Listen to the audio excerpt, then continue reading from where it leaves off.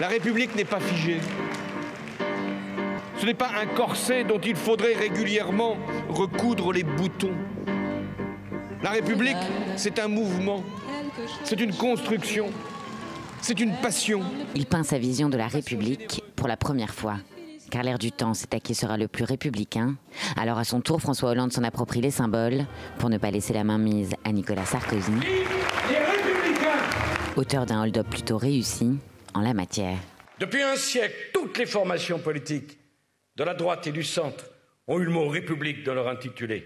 Et depuis un siècle, pas une seule formation politique de gauche n'a voulu inscrire le nom République, parce qu'à gauche, ils sont socialistes avant d'être républicains. Sauf que l'idéal du récent converti est à géométrie variable. Et la République, elle pose un certain nombre de règles.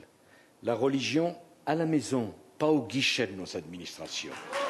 Dans la transmission des valeurs et dans l'apprentissage de la différence entre le bien et le mal, l'instituteur ne pourra jamais remplacer le pasteur ou le curé, même s'il est important qu'il s'en approche, parce qu'il lui manquera toujours la radicalité du sacrifice de sa vie et le charisme d'un engagement porté par l'espérance. La religion à la maison. Dans une société morcelée, la République est un repère qui permet d'éviter de parler du fond.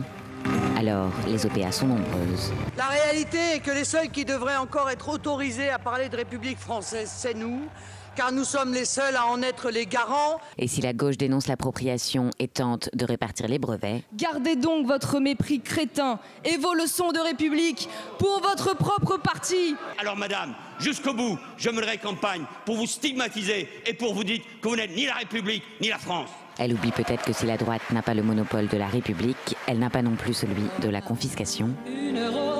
En 65 déjà, un certain François Mitterrand revendiquait l'étiquette des Républicains.